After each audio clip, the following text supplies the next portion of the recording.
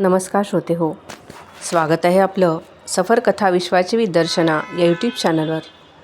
मागील भागात आपण पाहिलं, युद्धभूमीवर पितामह भीष्म धारातीर्थी पडले आहेत. ते स्वच्छामिरणी आहेत. तसेच दक्षिणायन संपून उत्तरायण सुरू होईपर्यंत जीव धारण करण्याचा त्यांचा निग्रह आहे. कर्ण त्यांना भेटायला गेला आहे. त्यांच्यातील संवाद सुरू आहेत. आता पाहूयात पुढे.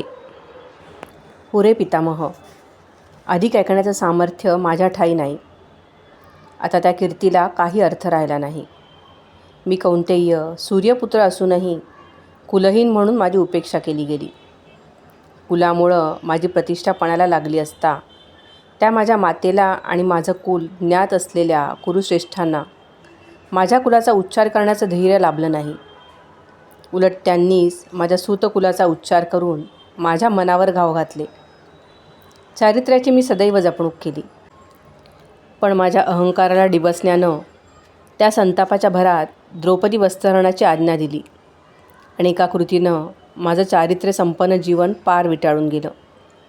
ज्या दातृत्वानं माझी कीर्ती वाढवली तेच माझं दातृत्व माझी कवचकुंडलं हिरावून घ्यायला कारणीभूत झालं. माझी गुरुभक्ती, गुरूंची निद्रा भंग पाहू नये म्हणून मी क्लेश सोसले आणि त्यासाठी मला काय मिळालं? भयानक शाप. जन्मभर मी संस्कारांना जपलो. त्यांच्या सहाय्यानं जीवन समृद्ध होतं असं म्हणतात, पण ते संस्कारही मला उपयोगी पडले नाहीत. कृष्ण आणि माता कुंती यांना त्याच संस्कारापायी हवं होतं ते देऊन टाकलं आणि माझा पराजय निश्चित केला. जीवनात फक्त एकच मोलाचा स्नेह लाभला होता, त्यालाही अर्थ उरला नाही. जीवनाचं साफल्य पाहण्याचं माझ्या नशिबी नाही. मंदस्मित करीत भीष्म म्हणाले, तुझ्या इतकं जीवनाचं साफल्य भोगलं आहे कोणी? कर्णा, साफल्य म्हणजे तुला काय होतं? द्रुपद, विराट, शल्य या नरेंद्रांनी ऐश्वर्यसत्ता भोगली, पण त्यांची नावं मागे राहणार आहेत. मी जन्मभर ब्रह्मचर्य पाळलं, साऱ्या मनोविकारांशी अखंड झुंज दिली, राजत्याग केला आणि अखेर या शरशय्येवर वाट पाहत धारातीर्थी पडून राहिलो. ते कशासाठी? कर्णा, या जगात जे मानव ऐश्वर्यसंपन्न जीवन जगतात, भोगतात, त्यांची आठवण मागे राहत नाही. पूर्वसंचित खर्चिण्यासाठी ते या पृथ्वीतलावर अवतरलेले असतात. त्यांची इति कर्तव्यता त्यांच्या मृत्यूबरोबरच संपते. पण काही जीव अक्षय संचित उभारण्यासाठी जन्मास येतात. आपल्या त्यागानं, सोसण्यानं दुसऱ्यांचं जीवन अधिक संपन्न करतात. तेच कीर्तिरूप बनतात. त्यांच्या आठवणीनं मागच्यांना जगण्याचं बळ लाभतं. तेच खरं जीवनाचं यश आहे. जीवनाची श्रेष्ठता भोगात नाही, त्यागात आहे, सोसण्यात आहे. ध्रुवाला आढळपद प्राप्त झालं असेल, पण ते अंतरिक्षातलं. मृत्यूलोकातलं ते स्थान प्राप्त करून घेणं एवढं सोपं नाही. ते असाध्य तू साध्य केलंस. तुझ्यासारखं जीवन साफल्य पाहायला मिळणं कठीण. पितामह, क्षमा. माझ्या उभ्या जीवनानं माझ्याशी प्रतारणा केली असली तरी मला त्याचं दुःख नाही, पण त्यासाठी मी माझ्या एकनिष्ठ मित्राशी कर्ण अडखळला. भीष्म म्हणाले, काही सांगायची आवश्यकता नाही. कर्णा, ते मी जाणतो. ते शल्य मी भोगलं आहे, भोगतो आहे. थोडं वेगळ्या अर्थानं, एवढाच फरक. हे ज्येष्ठ आणि श्रेष्ठ कौंतेया, मी तुझ्यावर प्रसन्न आहे. हवा तो वर मागून घे. वर? कर्णाने क्षणभर विचार केला. क्षणात तो हर्षभरीत झाला. तो अधीरतेनं म्हणाला, पितामह, वर द्यायचाच असेल तर एक द्या. मृत्यूला हवं तेव्हा सामोरं जाणारं आणि प्रसंगी मृत्यूलाही तिष्ठत ठेवणारं आपलं बळ मला द्या. तेवढा एकच वर मला द्या, कारण माझ्या एकमेव मित्राला द्यायला माझ्या प्राणांखेरीज माझ्याजवळ काहीही राहिलं नाही. राणवेदीवरील आत्मसमर्पण एवढंच आता शिल्लक राहिलं आहे. ते बळ मला लाभावं. भीष्मांनी आपला थरथरता हात उंचावला. कर्णाने तो हाती घेतला. ती लांबसडक बोटे कर्णाच्या हातावर विसावली होती. भीष्म म्हणाले, कर्णा, मी शरपंजरी नसतो तर तुला छातीशी कवटाळून तुझं कौतुक केलं असतं. वीरा, तुझं कल्याण असो. हे ज्येष्ठ कौंतेया, तुझं इच्छित तुला प्राप्त हो. मृत्यूचं आगमन तुला सहज कळेल. त्याला हसतमुखानं सामोरं जाण्याचं बळ तुला लाभेल. सूर्यपुत्रा, तुझा मृत्यू तुझ्या लौकिकाला कारणीभूत होईल. तुझं तेज अखंड राहो, हा माझा आशीर्वाद आहे. जा, निर्भय मनानं जा, तुझं कल्याण असो. कर्णाने भीष्माचा हात अलगद त्यांच्या छातीवर ठेवला. भीष्मांवरची दृष्टी न काढता तो तसाच 4 पावलं माघारी आला. भीष्माने नेत्र मिटले होते. भीष्मचरणांना स्पर्श करून कर्ण माघारी वळला. तो रथाकडे जात होता. त्याच्या मनात एक वेगळीच तृप्ती नांदत होती. कर्ण रथाने रणभूमी ओलांडली. नकळत कर्णाने रथाचे वेग ओढले. रथ थांबला. रथावर उभा राहून कर्ण पाहत होता. सर्वत्र शांतता नांदत होती.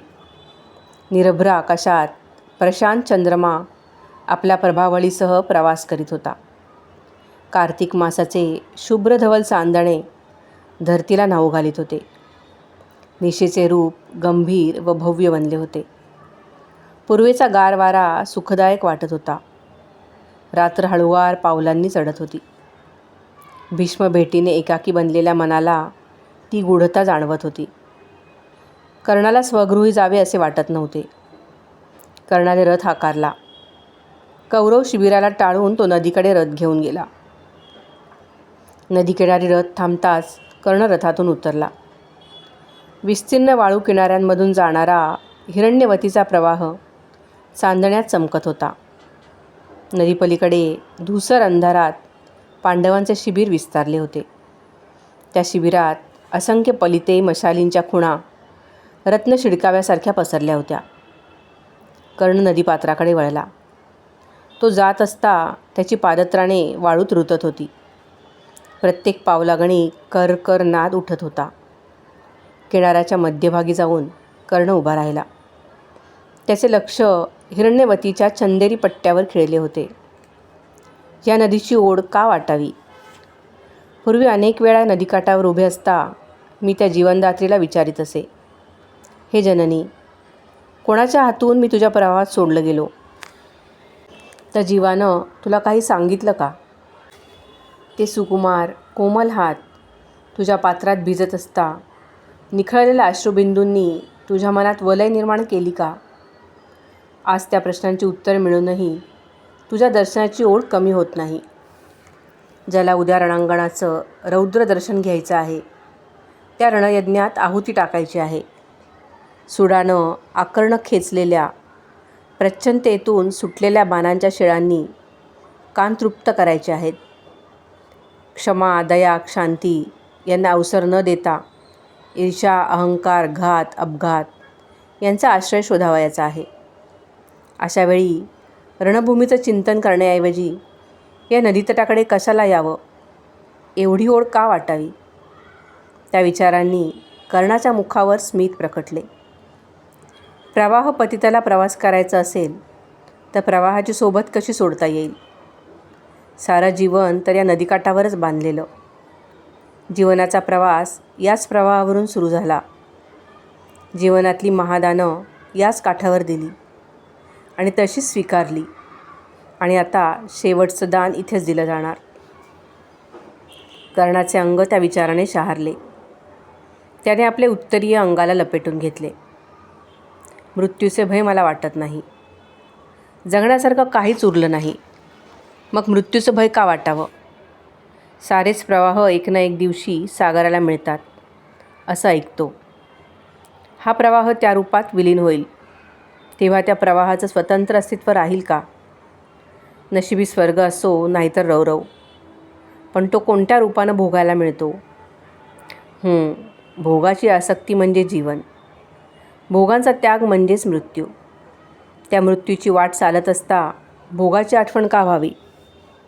ज्यांनी जीवन मरणाच्या कक्षा सहजतेनं ओलांडल्या आहेत त्या पितामहांनाच हा प्रश्न विचारायला हवा होता. मृत्यूला शरण जाणं सर्वात सोपं, पण दारी आलेल्या मृत्यूला तिष्ठत ठेवून त्यावर दृष्टी बांधून राहणं केवढं कठीण असेल. मरणापेक्षा वृद्ध होत जाणं अधिक कठीण.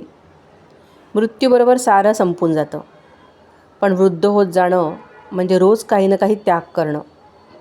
आपलं मरण आपण रोज पाहणं. आपला क्षय आपण सहन करणं. हे माहीत असून इच्छामरणी भीष्मांनी जीवनाची आसक्ती का धरली? कोणत्या इच्छेसाठी? पितृनिष्ठेपायी पाळलेलं खडतर ब्रह्मचर्य आणि केलेला राजत्याग, त्या त्यागाचं फळ भोगण्यासाठी? परोक्ष सत्ता गाजवण्यासाठी का जीवनाची धडपड होती? त्याचा विचार मी का करावा? तो माझा अधिकारही नाही. दारी मृत्यू तिष्ठत असता याचा विचार करण्याची मला उसंत तरी कुठे आहे? मृत्यू सर्व यातायात संपवणारा, जीवनातल्या धडपडीला विश्राम देणारा तो मृत्यू केवढा कल्याणकारक वाटायला हवा. पण मनात मृत्यूचा विचार आला की त्या उंगळवाण्या किड्याचा स्पर्श जाणवतो, आपल्या कठोर नांग्यांनी मांडी पोखरणारा. त्या विचाराने कर्णाचे अंग गारठले. साऱ्या अंगाला कापरा भरला. आपले उत्तरीय झटकून त्याने त्वरेने त्या अंगाभोवती लपेटून घेतले. ती कृती करीत असता किनाऱ्यावर विसावलेली एक टिटवी भीतीने उडाली. आपल्या कर्कश आवाजाचा दीर्घसाद घालीत ती कर्णाच्या मस्तकावरून निघून गेली. कर्णाने मनातले विचार झटकले. तो रथाकडे जाण्यासाठी वळला. त्याचवेळी त्याची पावले जमिनीला खिळली. कर्णाच्या चेहऱ्यावर आश्चर्य प्रकटले. तो सावकाश वळला. तो भास नव्हता.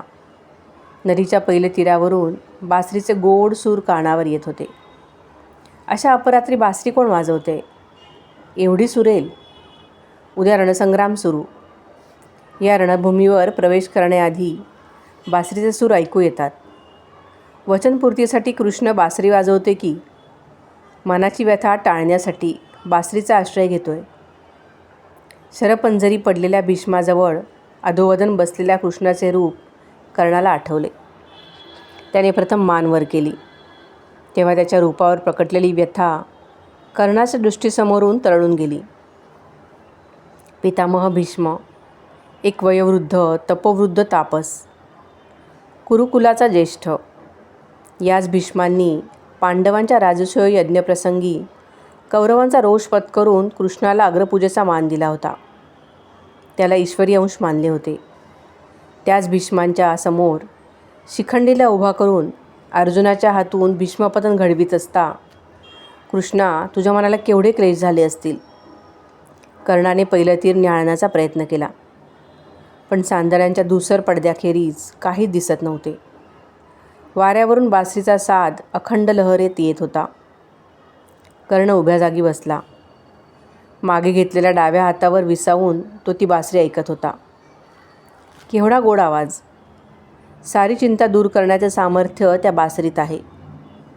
पहिल्या सूर्यकिरणांबरोबर शांत सरोवरातील कमल उमलावे आणि गुंजारव करीत तृप्ततेने भुंगा बाहेर पडावा, तसे ते सूर उमटत होते. बासरीचे केवढे हे सामर्थ्य! त्या बासरीत काही नसते म्हणे. ती एक शुष्क वेळूची नळी, छिद्रांकित. महत्त्व असते ते सावधानतेत, त्या नळीत फुंकरलेल्या फुंकरीला, हळुवार बोटांनी छिद्रांना जपण्याला. त्यातूनच मनाचे सूर उमटतात. कृष्णाने सांगितले होते, फुंकर, निर्जीवाला सजीव करणारी, सूर भरणारी फुंकर. साऱ्यांना जीवनात अशी फुंकर थोडीच लाभते. अग्नी प्रज्वलित करण्याला फुंकर मारावी लागते. तीच फुंकर समेची ज्योत शांत करते. तसं पाहिलं तर मानवी देह हीच एक विधात्यानं घडवलेली बासरी आहे. त्याच्या एका फुंकरीनं सजीव बनलेला देह, मातेच्या श्वासांनी जपलेला, त्या बोटांच्या जपणुकीखाली सुखावलेला.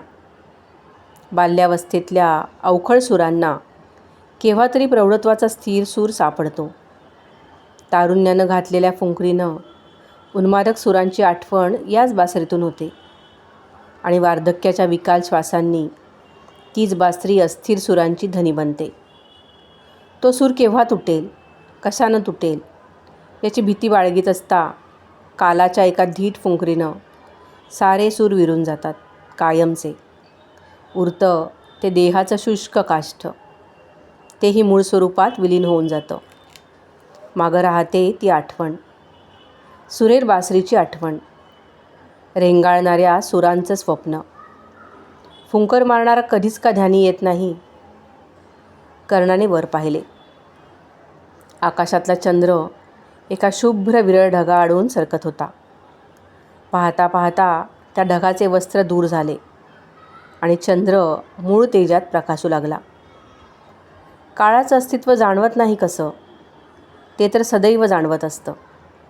निदान मला तरी जाणवलं. या जगात येताच नदी प्रवाहावरचा प्रथम प्रवास घडला, तो त्याच्या सोबतीनं. शस्त्रस्पर्धेच्या वेळी तरुण मनात याचं स्वप्न रेंगाळत होतं. द्रौपदी स्वयंवराच्या वेळी याच मृत्यूनं मला हिणवलं. जरासंधाच्या द्वंद्वात याच काळाची छाया माझ्यावरून फिरत होती. कृष्णानं जन्मरहस्य सांगितलं तेव्हा मृत्यूच्या अस्तित्वाची जाणीव झाली. सूर्याच्या आशीर्वादानं ते रूप जपता आलं.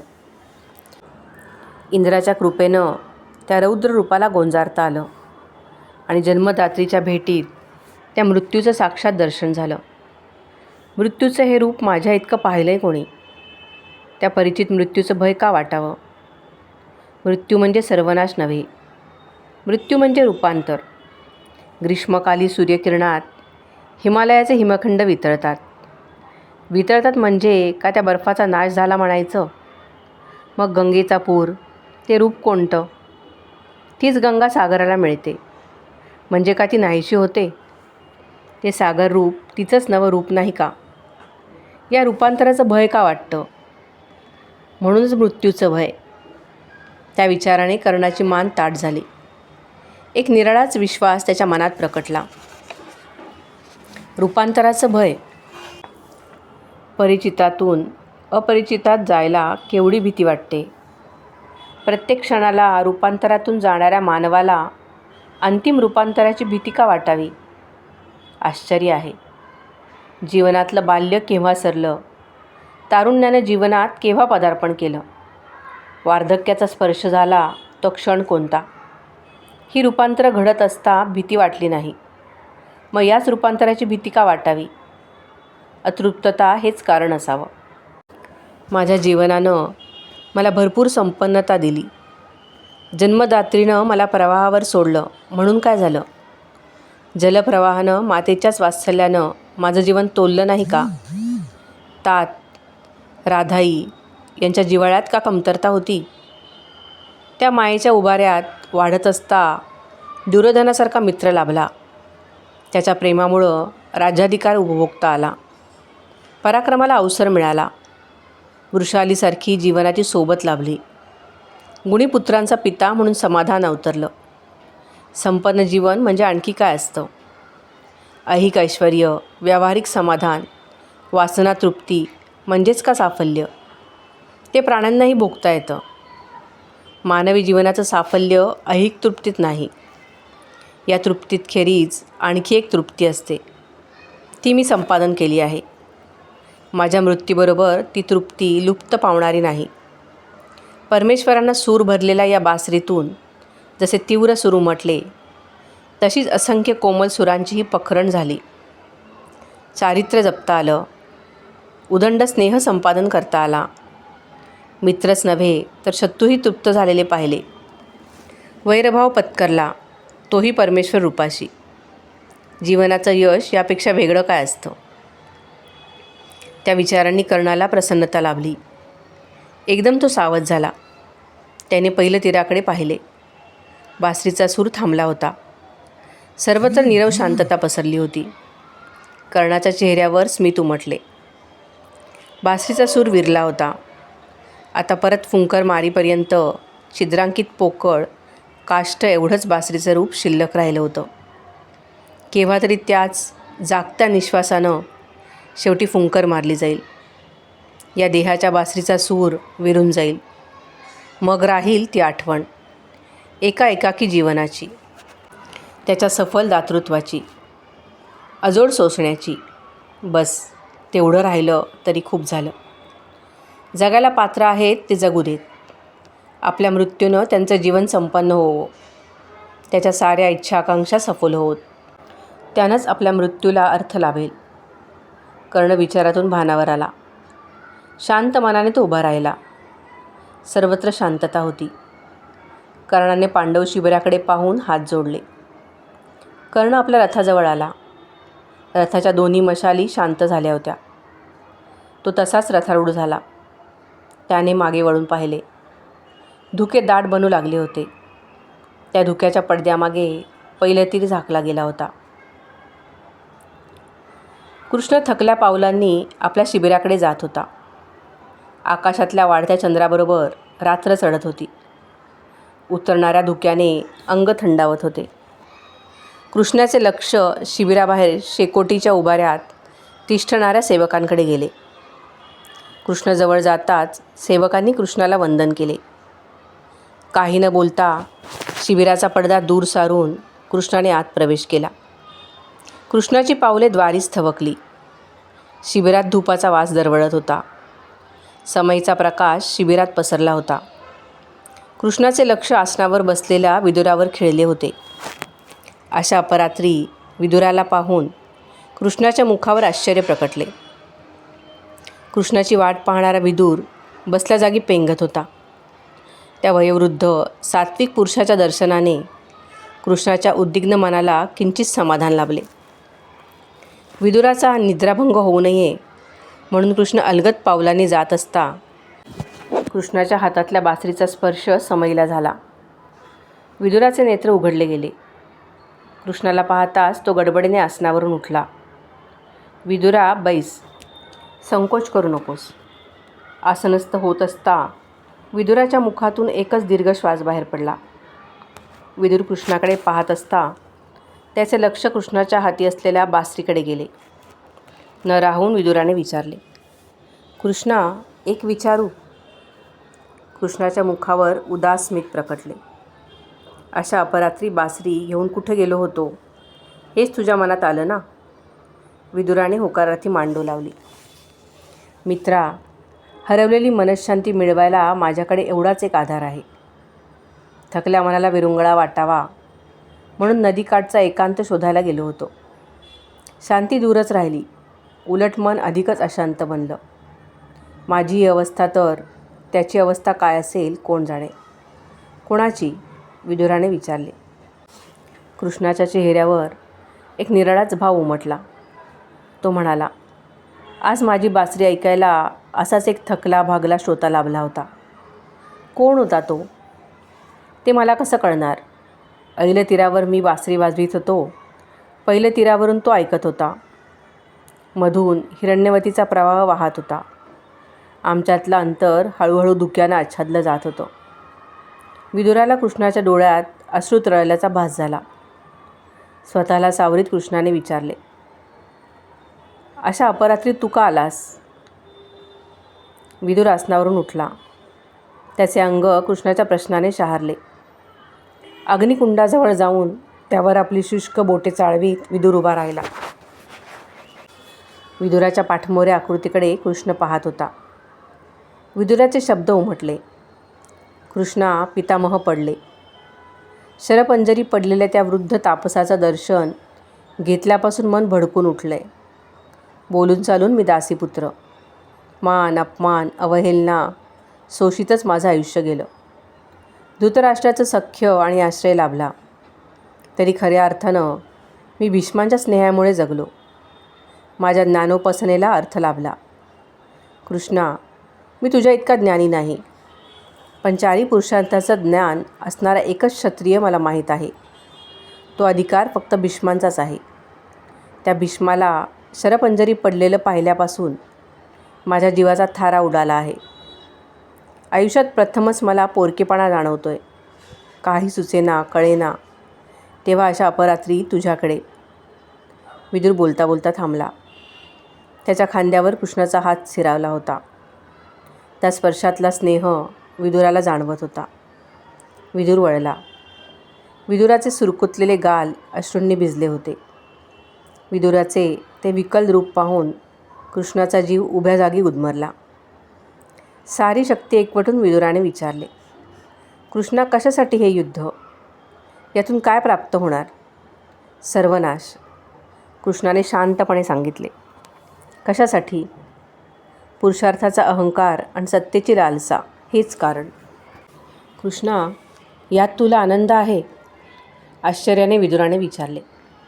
दुःख आणि सुख यांच्या मर्यादा ओलांडून मी हा निर्णय घेतला आहे. कृष्ण खिन्नपणे हसला. विदुरा, ही नुसती सुरुवात आहे. यानंतर मला खूप पाहायचं आहे, सोसायचं आहे. ज्यांनी पांडवांना शस्त्रविद्या दिली त्या द्रोणाचार्यांचा मृत्यू पांडवांकरवी घडलेला मला पाहावा लागेल. ज्याच्या दातृत्वानं पांडव निर्भय झाले त्या कर्णाचा मृत्यू त्याच्याच भावाच्या हातून होत असलेला मला पाहावायचा आहे. ते घडवायला पांडवांचं बळ अपुरं आहे. ते मलाच करावं लागेल. भीष्माचा वध शिखंडीला पुढे करून साधता आला. अशाच अन्य मार्गांनी पांडवांना विजय प्राप्त करून घ्यावा लागेल आणि ते माझ्याच करवी घडेल. विदुरा, तू युद्धभूमीपासून दूर आहेस. जे घडतं ते तुझ्या परोक्ष. पण मला हे सर्व पाहावं लागणार आहे. ते बळ मिळवण्याचा मी प्रयत्न करीत आहे. कृष्णाची दृष्टी टाळीत विदुर म्हणाला, हे बळ मिळवण्यापेक्षा हे थांबवितच का नाहीस? काय हे सर्वनाशी युद्ध, त्यात मला आनंद आहे का? विदुरा, प्रचंडतेतून बाण सुटण्याआधी त्याचा विचार करायचा. सुटलेला बाण नंतर अडवता येत नाही. तुला उपाय सुचतो? एकच उपाय आहे, विदुर म्हणाला. कोणता? कृष्णाने आशेने विचारले. त्या कर्णाला त्याचं जन्मरहस्य सांगितलं तर? कर्णाला त्याचं जन्मरहस्य कळलेलं आहे. कृष्ण बोलांनी विदुर चकित झाला. त्याने विचारले, कुणी सांगितलं? मी, भीष्मानं. एवढंच नव्हे तर त्याच्या आईने सुद्धा. आणि ते त्यानं मान्य केलं नाही? विदुराचे ताठरलेले अंग सैल पडले. नाही विदुरा, त्यानं रक्ताचं नातं आनंदानं मान्य केलं. पण ते करीत असता त्याचं कर्तव्याकडे दुर्लक्ष झालं नाही. कसलं कर्तव्य? त्याच्या जीवनात एकच कर्तव्य उरलं आहे, मित्रप्रेम. तेवढं तो निष्ठेने पाळत आहे. अधर्माशी जोडलेलं सख्य त्याला का निष्ठा समजायची? धर्म आणि अधर्म त्याच्या मर्यादा सांगायच्या कुणी? विदुरा, सूक्ष्मपणे सांगायचं झालं तर धर्म हा स्वार्थप्रेरितच असतो. जेव्हा त्या स्वार्थाला तडा जातो असं दिसतं तेव्हा ते कारण अधर्मी भासतं. कृष्णा, तू हे सांगतोस त्यात आश्चर्य कसलं? विदुरा, तू ज्ञानी आहेस, तत्त्वज्ञानी आहेस. नित्य नवज्ञान मिळवण्यातच तुझा जीवनाचा आनंद. तोच तुझा छंद. सत्ताविहीन चांगुलपणा आणि स्वार्थनिरपेक्ष तत्त्वज्ञान हे तुझं बळ आहे. तुला मी स्पष्टपणे विचारू? विचार ना. कौरवांची बाजू एवढी अधर्मी होती तर तू पितामह, द्रोणाचार्य, कृपाचार्य कौरवांच्या बाजूने का उभे राहिलात? कौरवेश्वरांना सोडून आम्ही कुठे जाणार? त्याखेरीज आम्हाला गत्यंतर नव्हतं. हे उत्तर खरं आहे. कृष्णाच्या चेहऱ्यावर स्मित उमटले. विदुराची दृष्टी वळली. विदुरा, अशी फसवणूक करून चालत नाही. तुम्ही मनात आणलं असतं तर युद्ध टाळता आलं नसतं. तरी यातून स्वतःची सुटका सहज करून घेता आली असती. सुटका? हो. विदुराच्या दृष्टीला दृष्टी भिडवीत कृष्ण म्हणाला. भीष्म बोलून चालून पितामह. त्यांचा अधिकार मोठा. त्यांना आपल्याच कुलाचा संहार पाहण्याची सक्ती नव्हती. युद्ध अटळ दिसताच वानप्रस्थाला जातो असं ते म्हणाले असते तर त्यांना कोणी अडवलं असतं? मी पांडवांच्या बाजूनं उभा राहिलेलं पाहताच दुर्योधनाबद्दल प्रीती बाळगणाऱ्या माझ्या ज्येष्ठ भावानं, बलराम दादानं या युद्धातून आपलं अंग काढून घेतलं नाही का? त्यांना कुठं मी सक्ती करू शकलो? तुम्हा सर्वांचा तर वयाचा, ज्ञानाचा, मानाचा अधिकार होता. पण तुम्ही त्याचा आधार घेऊ शकला नाही. कारण? बोल कृष्णा. मी त्या कल्पनेनंच अस्वस्थ आहे. मला ते कारण ऐकायचं आहे. कृष्णाने विदुरावरची दृष्टी न काढता स्पष्टपणे सांगितले. कारण कौरवांची निष्ठा हा तुम्हाला धर्म वाटत होता. मनात असलेली पांडवप्रीतीसुद्धा त्या निष्ठेपुढे कमी पडली. कौरव निष्ठेपासून पळून जाणं तुम्हाला जमणारं नव्हतं. तुमच्या ज्ञानाला तो भयानक शाप होता. विदुराचा चेहरा कृष्ण बोलांनी आणखीनच फिका पडला. त्याचे ओठ थरथरू लागले. निश्चयी स्वरात तो म्हणाला, कृष्णा, हेच मलासुद्धा म्हणता येईल. हेच सत्य असेल तर तू पांडवांच्या बाजूनं का उभा राहिलास? त्याचं उत्तर मी शोधतोय. विदुरा, निष्ठा स्नेहानं बांधली जाते, नुसत्या कर्तव्यानं नाही. या पांडवांचं प्रथमदर्शन मला द्रौपदी स्वयंवराच्या वेळी घडलं. कुंती माझ्या पित्याची बहीण, पांडव माझ्या आत्याचे पुत्र. त्या नात्यानंच आम्ही जवळ आलो असं नाही. या पांडवांच्या गुणांनी मी त्यांच्याकडे आकर्षित झालो. द्रौपदीशी पांडवांचा विवाह झाला तेव्हा पांडवांच्या बाजूनं तिथं कोणी नव्हतं. मी ती उणीव भरून काढली. पांडवांना मी अगणित संपत्तीचा आहेर केला. त्यांच्या सहवासात अभेद्य स्नेह निर्माण झाला. त्यांना कुणाचा आधार नव्हता, त्यासाठी मी पुढे झालो. अरण्यातसुद्धा त्यांचं राज्य वसवलं. खांडवप्रस्थाचं रूपांतर घडवलं. माझ्या सेनेच्या बळावर त्यांना दिग्विजयी बनवलं. मी कृतार्थ झालो असं मला भासलं, पण तो भासच होता. मानवी जीवन हाच मोठा जुगार आहे हे त्यावेळी माझ्या ध्यानी आलं नाही. एका सामान्य द्यूतात पांडव सारं हरले. त्या वनवासी पांडवांना मला टाकता आलं नाही. निष्ठा एकदाच बांधली जाते, त्याला कारण असावंच लागतं असं नाही. तुम्हीच काय, पण ज्या यादव कुळाचं संरक्षण मी केलं त्यातले मोजके अनुयायी सोडले तर सारं यादव कुळ आज कौरवांच्या बाजूनच उभं राहिलं आहे. जी तुमच्या निष्ठेची व्यथा, तीच माझ्या निष्ठेची कथा बनली आहे. कृष्णा, तू हे बोलतोस? विदुर आश्चर्याने म्हणाला. युद्ध सुरू होण्याच्या दिवशी स्वजनांना पाहून गर्भगडीत झालेल्या अर्जुनाला तूच उपदेश केलास ना? ज्या धर्मज्ञानानं अर्जुनाला हरवलेलं बळ सापडलं त्या व्यक्त्याच्या तोंडी हे उद्गार शोभत नाहीत. कृष्ण शुष्कपणे हसला. मित्रा, धर्म पांडित्य हे दुसऱ्यांना सांगायला सोपं, पण ते स्वतः आचरणं भारी क्लेशकारक होतं. कर्मफलाची अपेक्षा न धरता युद्धाला उभा राहा असं सांगत असता अर्जुनाने युद्धाला प्रवृत्त व्हावं हे फल माझ्या मनाशी नव्हतं का? माझ्या उपदेशानं अर्जुन युद्धाला उभा राहिला, पण मी सांगितलेलं कितपत आचरलं जाईल याची मला शंकाच आहे. सूड भावनेनं पेटलेला भीम नित्य नव्या प्रतिज्ञा करतोय.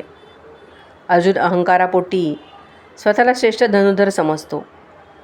युधिष्ठिर जीवनातलं यश कोणत्या क्षणी द्यूतपटावर फेकील याचा भरोसा नाही. भरोसा फक्त एकाच गोष्टीचा आहे. कोणत्या? पांडवांचा माझ्यावरचा विश्वास.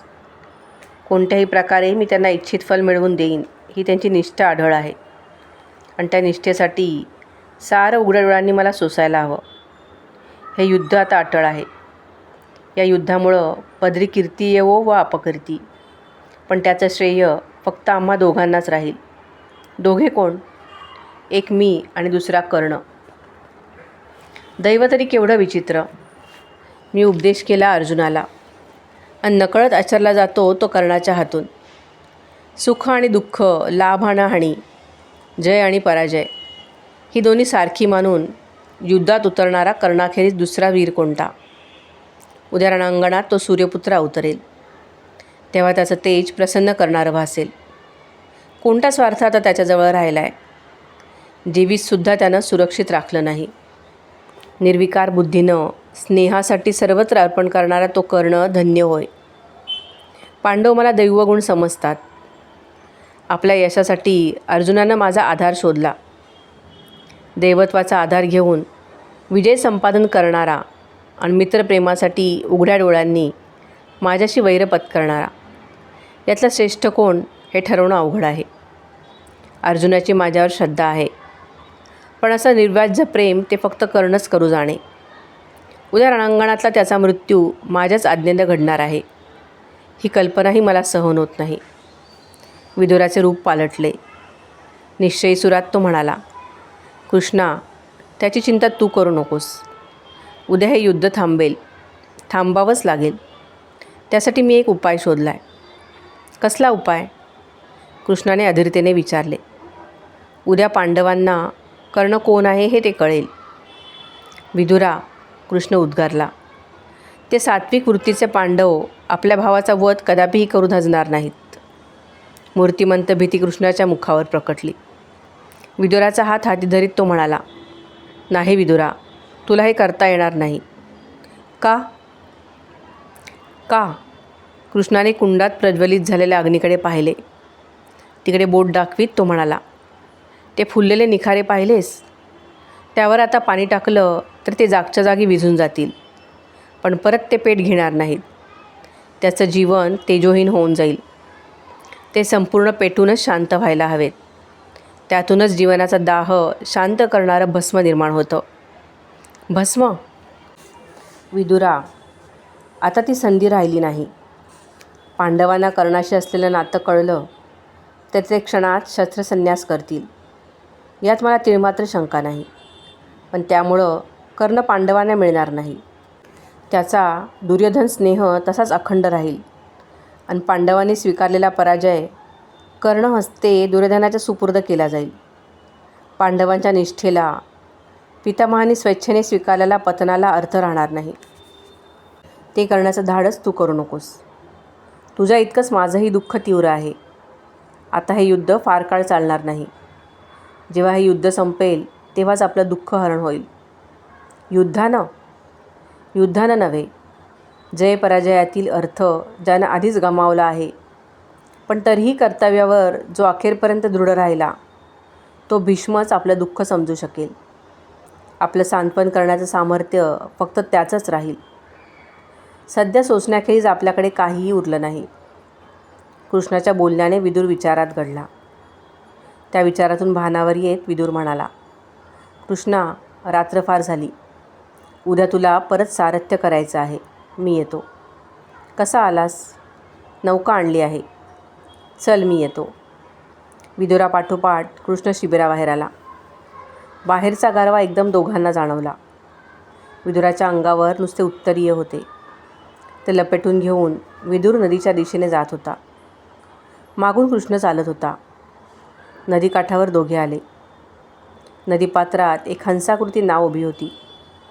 आजूबाजूच्या धुक्यामुळे सारे वातावरण गूढ बनले होते. विदुर वळला.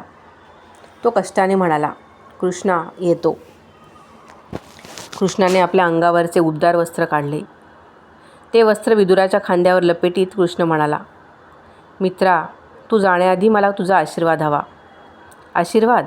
विदुर उद्गारला. हो. विदुरा, कौरव सभेत तुझी दासीपुत्र म्हणून सदैव अवहेलना होत होती. तुझं पांडित्य, तुझी राजनीती याकडे सदैव त्यांनी दुर्लक्ष केलं. पण असं असताही तू सत्याची कास कधीही सोडली नाहीस. तुझ्या तत्त्वज्ञानाचा, सांगण्याचा काही उपयोग होत नाही हे माहीत असतानाही तू थांबला नाहीस. हरघडीचा पराजय सोशीत असताही उपदेश करीत राहण्याचं तुझं बळ अलौकिक. आजवर तुझ्याकडे कोणी आशीर्वाद मागितला नसेल, पण तो मी आज मागतोय. उद्या पांडवांच्या विजयासाठी द्रोणाचार्य, कृपाचार्य, कर्ण यासारख्या वीरांचा पराजय मला घडवून आणायचा आहे. उद्या माझ्याच आज्ञेनं सद्भावाचा पराजय घडेल. ते सोसण्याचं बळ मला हवं आहे. तो आशीर्वाद देण्याचं सामर्थ्य फक्त तुझंच आहे. कृष्णाने आपले मस्तक वाकवले. दवबिंदूंनी भिजलेल्या कृष्णकुंतलावर विदुराचा हात स्थिरावला. विदुराला काही बोलवत नव्हते. कंठ दाटून आला होता. तो एकदम वळला आणि नावेकडे जाऊ लागला. कृष्णाने मान वर केली. विदुर नावेत बसला होता. नाव मंद गतीने जात होती. हळूहळू नाव दिसेनाशी झाली. या शांत वातावरणात नावेच्या वल्ह्याचा चुबकसळ असा आवाज उमटत होता. तो नाद ऐकू येण्याचा होईपर्यंत कृष्ण तिथेच उभा होता. श्रोतेहो, आजच्या भागात इथेच थांबूयात. आता पुढे काय होतं ते ऐकण्यासाठी भेटूयात पुढील भागात. कथा ऐकायला आवडत आहे का हे नक्कीच कमेंट करून सांगा. धन्यवाद.